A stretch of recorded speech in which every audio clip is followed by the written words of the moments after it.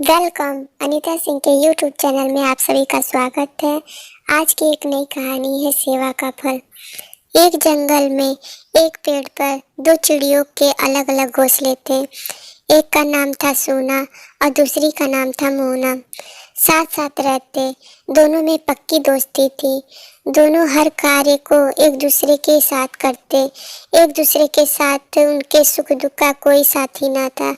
दोनों सूर्योदय के साथ खाना ग्रहण करने हेतु अपने घोंसले छोड़ देते और सूर्यास्त के समय अपने घोंसले में आकर रात बिताते। इस तरह साथ साथ रहते उनके दिन सुखमय बीतने लगे और इस प्रकार उनकी मित्रता भी पक्की हो गई। जब भी दोनों में से किसी को कठिनाई या तकलीफ होती, एक दूसरे की सहायता से कठिनाई को दूर कर लेते। उनके दिन आराम से बीत रहे थे। एक दिन सूर्योदय से पहले अपने अपने घोंसले निकलकर दोनों थोड़ा ही आगे बढ़ी। उनके कान में किसी के कराहने की आवाज सुनाई दे रही थी। दोनों ने नजर घुमाया तो कोई दिखाई नहीं दे रहा था। बार बार कोई करोड़ कुंदन के होने आगे बढ़ नहीं दे रहा था।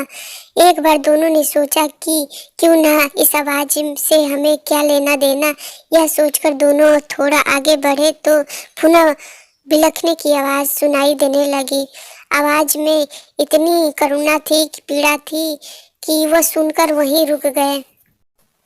बहुत प्रयास के बावजूद के इनमें से मोना अधिक सहृदय थी। अतः वह इस आवाज को सुनकर सोना से कहने लगी, बहन जरा लौट कर हमें पता करना चाहिए, आखिर यह आवाज किसकी है, वह किस संकट में है। अगर हम लोग किसी के दुख में काम आ जाए तो इससे अच्छा क्या हो सकता है। अतः बहन वापस लौटकर हमें उसकी मदद करनी चाहिए। यह सुनकर सोना ने कहा, नहीं बहन, ऐसा करने से हम सिंह की संकट में पड़ सकते हैं।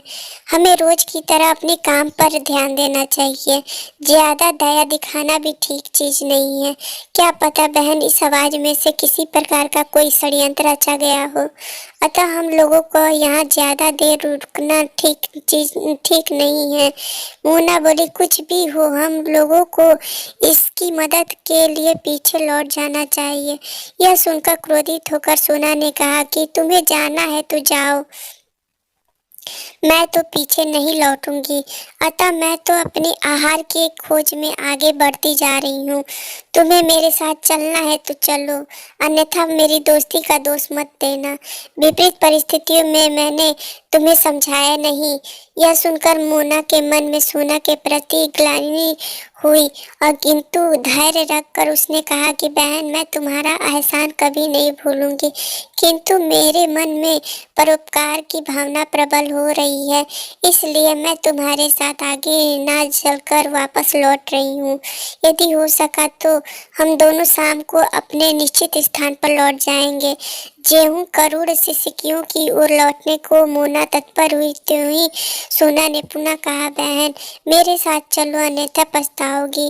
किंतु मोना उसकी बात को अनसुना कर वापस उस स्थान की ओर लौटने लगी और जहाँ से कराहने की आवाज सुनाई दे रही थी वह उस आवाज तक गई, किंतु वहां सिवाय सूखे पत्तों के ढेर के कुछ दिखाई ही ना पड़ा।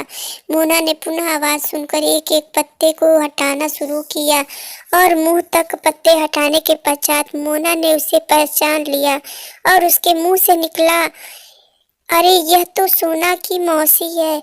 हाँ बेटी, मैं सोना की मौसी हूँ। जरा पत्तों को जल्दी हटाना, क्योंकि मेरे नीचे मेरी अपनी बच्ची दबी पड़ी है और यदि देर हुई तो भगवान को प्यारी हो जाएगी। मोना ने जल्दी जल्दी अपनी चोंच से चारों तरफ पत्तियां हटाकर माँ और बेटी दोनों की जान बचाई। पूछा, आपकी यह हालत किसने बना दी। मौसी ने यह कहा कि बेटी, जब मैं अपनी बच्ची को लेकर तुम दोनों से मिलने आ रही थी, किसी बहेलिये ने तीर से घायल कर दिया। इन सूखे पत्तों ने मेरी बच्ची को बचा लिया और मैं अंतिम सांस ले रही हूँ। बेटी, यदि तुम ना आती तो मेरी बच्ची भी आज मर गई होती। अब तुम्हारे आने से मौत को भी मैं सहज गले लगा सकती हूँ। मैं अपनी इस बच्ची को तुम्हें सौंप रही हूँ। तुम अपनी छोटी बहन समझकर इस तरह इसका पालन पोषण करना जैसे ये तुम्हारी अपनी हो।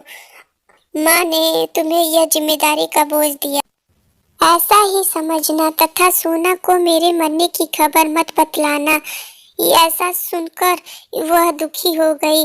बेटी, मुझे वचन दो कि तुम ऐसा ही करोगी। हाँ मौसी, आप निश्चिंत हो जाइए, क्योंकि आपकी बड़ी बेटी आपके पास है और मैं ईश्वर को साक्षी मानकर वचन देती हूँ कि इसे मैं अपनी छोटी बहन समझकर ही पालूंगी और जब तक यह उड़ाने लायक नहीं हो जाती मैं अपनी जिम्मेदारी को निभाऊंगी।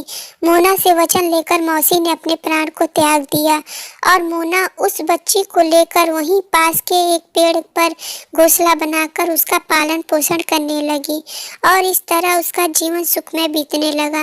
उस बच्ची के लिए उसने अपना स्थायी निवास छोड़ दिया। उधर सोना मोना को छोड़ आगे बढ़ी ही थी कि रास्ते में बिखरे हुए दाने देखकर सोचा, चलो आज अकेले अधिक दूर नहीं जाना पड़ेगा।